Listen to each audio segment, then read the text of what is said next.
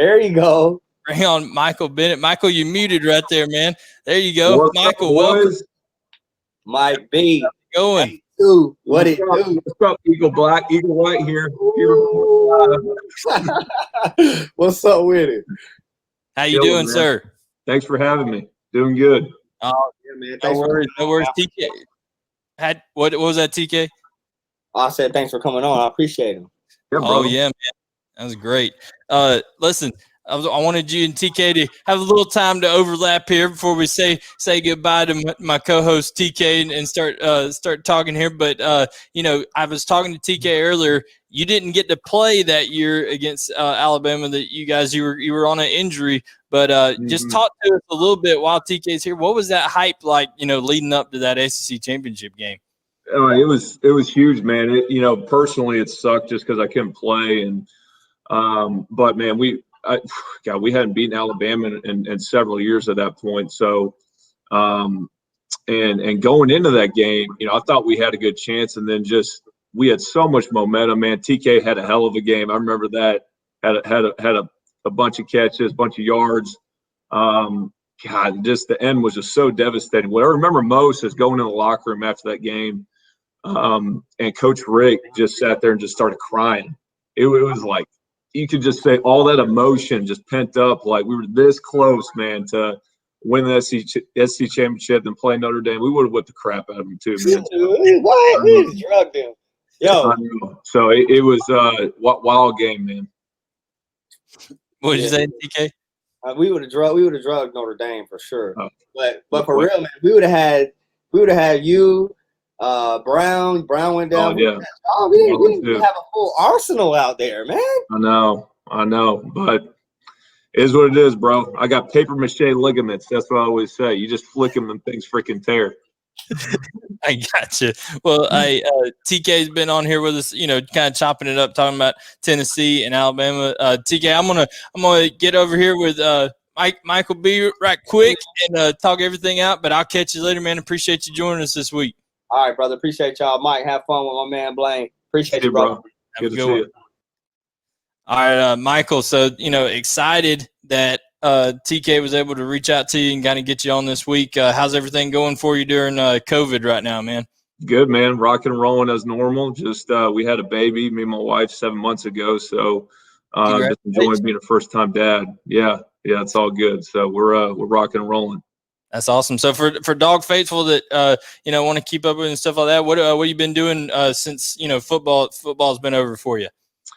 After Georgia, I played in the NFL for the Bengals for about 2 years on the practice squad on and off. And then after that, I got into commercial real estate, and I've been in that for about 3.5, 4 years. And I was coaching at Marist as well for the football team, varsity football coach for receivers there. And did not do that this year because of the baby. So now I'm just focused on work, focused on being a good dad and good husband, and that's about it, man. Absolutely. That's good stuff, man. That's some important stuff. There's some is more important than football too. Right. Hey, I did want to ask you though, Marist with wide receivers, that had to be frustrating sometimes, man. They don't over there. Well, I'll tell you, when I got hired there, I knew what I was getting into with the triple option, and I said, if I'm going to be here, we're going to throw it. We have to. So we actually implemented a little bit of a spread offense there, and they're still doing it. So, we threw it 15, 20 times a game. Believe me, when we got under center with the triple option wing T, I wanted to go to sleep. That is just not my deal, man. Even though I did stock block a good bit in college, that was one of the things I was a little bit better at, I think. Being a white guy and all, that's what we're put out there to the split end for to stop block. But no, it was a fun experience, man. Really good program over there at Marist. Absolutely. They had a talented quarterback, like you said. They were able to throw the ball a little bit, but we also had John Fitzpatrick too. I coached him in 2017, starting at Georgia now. So he's a hell of a player. Really good in high school too. So good to see him playing a lot at Georgia. Absolutely. Somebody asked him in a press conference the other week, it's like 2 weeks ago, getting ready for Auburn. They said, John, he caught a touchdown pass. And they said, John, when's the last time you caught a touchdown pass? And he said, I never caught one at Marist. I didn't really catch Oh, yeah, right. Yeah, he did. He's a freaking liar. He said it may have been a long time we were at Marist catching a touchdown pass. But no, I hear you on the wing tee. I actually played in the wing tee in high school too, and that it can get a little bored at times when you're handing off traps and stuff. But just you talked about your ligaments and your injury and all that kind of stuff, man. Unfortunately, you tore your ACL twice, in your career. What ends up kind of being your mindset we're thinking about specifically about Zamir White, coming back from an injury? Obviously, he's had some success this year, but I specifically kind of thought, he didn't have maybe his best game against Tennessee, and it was not the best conditions weather-wise. Does a wet field when you've had knee injuries and stuff like that, how does that kind of play into your psyche and just overall recovering from injuries? Man, you can't even think about it. It's a whole mental thing at that point. I remember when I got done rehabbing my ACL for the first time, those first couple routes, those first couple practices where you're having contact, it's you have got to just have a mental toughness about you to say, you know what, I did my best in my rehab. I know I trusted the doctor who did my ACL reconstruction, and so I'm just going to trust the process, trust all the work I put into it, and I don't care what kind of environment I'm in or what kind of hit I take. I'm not going to be scared or be tentative, because if you even have that thought in your head, you're not going to play fast. You're not going to play physical. You're just going to be thinking about that the whole time. And then you're probably going to end up getting hurt again because you're thinking about it. And people always say when you play scared, you're more prone to injury. If you play fast and play physical, that's when you prevent those injuries. So you cannot even think about that. I don't care what kind of weather it is, what kind of turf you're on. Is it sticky turf or whatever they say now, man? You just got to freaking play and go for it. Absolutely. So, how long did it take you before you really got kind of that confidence back? I know you said those first couple, you're kind of nervous. How long did it take after the first time you tore it to kind of, hey, here I'm back to normal? Yeah, I would say so. I tore my first ACL in October, and then I came back for camp the next year in August, and I was full speed. I was full go. I think I actually came back stronger after my first ACL. And then my second one, I tore my very last game at Georgia, which it was just a really unfortunate situation. 2 days after the bowl game, I was headed to go train for pro day, train for the NFL. And then I tear my ACL in the third quarter of the Belk Bowl. And, so I had to get back really quick because I was in December. So I had surgery I think 4 days after. And then I was running routes full speed at 5 months, and I was cleared at 5 months for contact. And they say at 5 months your ACL is fine. The actual ligament that they put in there is fine. It all has to do with the muscles around it. And I had never worked harder, I don't think, in my life to come back than I did then, because I knew I had to get ready for a camp, and then I felt I wanted a chance. And so I got cleared pretty quick after that. And at that point, I was playing with house money. I figured I'm probably not going to get drafted anyway. And if I go out here, if I do get signed by a team after I tear my ACL, I might as well just go for it full throttle. If I screw my knee up again, you know what? I might not even made it anyway. So let's just go out there and just give it my all. And that it worked for me. It worked to my advantage. I at least made the practice squad for a year and a half, which was, not what I wanted ultimately, but it was better than nothing. So, I hear a lot of these guys that, say it takes a year to come back, and that is complete BS, in my opinion. It's all in your mindset, and it's all. Now, if there's other complications, I get it. If there's you got a meniscus here, they got to go in and clean some up there. I think JT, quarterback, Daniels, he had something to go. They had to go back in it, and I get that. But if those guys just had a clean ACL tear like I had, you can go in and get that reconstructed, and it's all up to how you rehab. That's it. It's how much work you put into it. And if you don't put the work in, it's going to be a slower recovery. But if you work your ass off, you're going to come back just fine. Absolutely, man. And kind of turn back to your playing days, there at Georgia, you played yourself with a quarterback who was able to create, had some mobility, made plays downfield, and Aaron Murray. What is that? A lot of people compare Stetson Bennett as like a smaller version of Aaron Murray, being able to run around, create, find things downfield. First of all, what do you kind of think about that, what you've seen out of Stetson Bennett? And then second, what's it like to play with that type of quarterback who can create things? I like Stetson a lot. He's got a great last name. He's a hell of a player. He's the mailman. I love he's a walk-on. I like that he worked his butt off to get to where he is. I think Kirby's got a little bit of a soft spot for walk-ons. Not to say that, that's what gave him the spot or anything. He had to work, probably 4 times as hard as any of these other scholarship guys to get what he got. But yeah, the Aaron Murray comparison, I say that's accurate. I mean, Murray did a great job of eluding pressure, extending those plays, finding receivers down the field, which was great for a guy like me.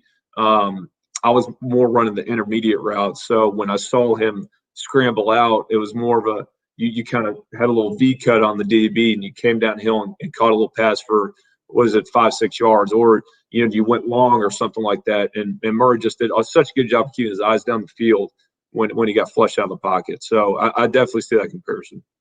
What are kind of your views so far of the Georgia offense under Todd Monken, first year with him being there? Man, I don't think they're running the ball like I expected. We have since, I've been there in 2011. We've always had an extremely good running game, even in some of the down years, end of Rick's tenure at Georgia, and then beginning of Kirby's. So they need to get the running game going. I don't know if that's offensive line or the running backs. I haven't been breaking down film, to be honest, but I love it. I love Pickens. The other guy, number 10? Yeah, Kerry Jackson. Yeah, stud, man. I think he's a stud. And then I really like Fitzpatrick. I think they got to use him more as a tight end. He's 6'7". I'm sure he's like 240, 250, maybe even heavier than that, and he can run. We've got to throw him the ball more, use him more in the passing game. Absolutely. In fact, one of my keys to the game, one of my matchups that I liked was Alabama's linebackers on Georgia's tight ends. Not only do they have Fitzpatrick, but they've got Trey McKitty, who transferred from Florida State, and Darnell Washington, who's like a unicorn. He's like 6'8", 260, can run. So that is going to be intriguing to see. So what are you thinking as former player, now turned rooting for the Dogs as a fan? What's your feelings going into this one against Alabama, the big game Saturday? Well, you look at last week. Alabama's defense isn't that good. If you got Ole Miss dropping 48 on you, there's an issue there. But Georgia's offense, I don't think is as good as maybe not as good as Ole Miss's offense. I don't know. Maybe it came down to a scheme thing where Lane just did a really good job of scheming up that defense. So maybe that's a blueprint game, which they say you look at that. That's the blueprint, how to score a bunch of points on Alabama. So we've got to look at that and try to exploit them where we can there. But our defense is just unreal. That's the Georgia's heart and soul right now. It's what's going to carry them through this year. So, I think if our defense plays like I think they can play, and then we got to put up. I think we got to put up over 30 points to win, and then I see the Dogs could get a W.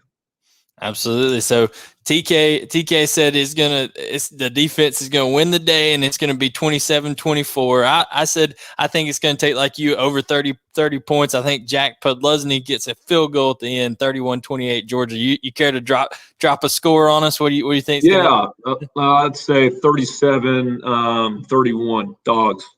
37. Some kind of it might go to overtime. Who knows, man? It's going to be a really, really fun game to watch. I'm looking forward to it.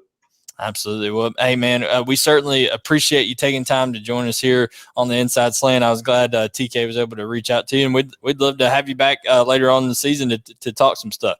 Yeah, buddy. Anytime, man. Thanks for having me.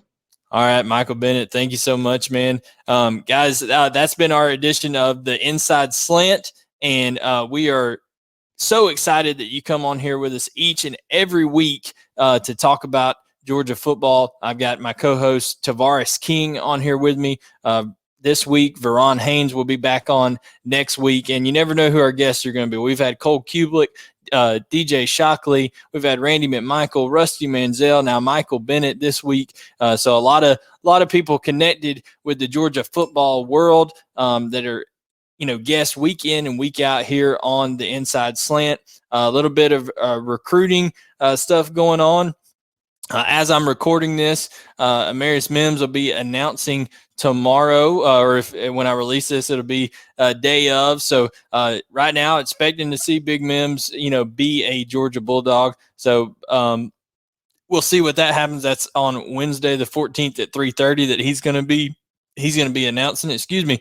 And then, of course, there's a few more things that later in the week. Look for a 2022.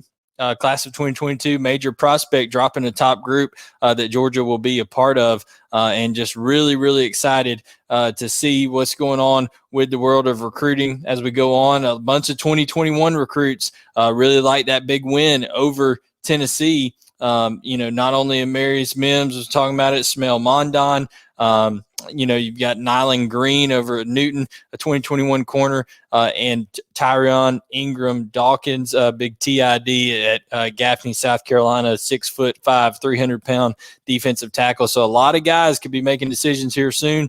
If you want all the latest on that, go to BulldogIllustrated.com or follow us over at BD_illustrated on Twitter. You can see my handle there at the bottom at BGilmer18. I try to share all the stuff that Greg Poole, Lance McCurley, all those guys, Vance Levy, everybody puts out over there at Bulldog Illustrated. Everybody does a great job and puts a lot of effort in. So please join us each and every week as we send these things out, these YouTube shows. We enjoy talking Georgia football, and please join us over at BulldogIllustrated.com. I'm Blaine Gilmer, and this has been the Inside Slant Alabama edition, and we'll talk to you soon.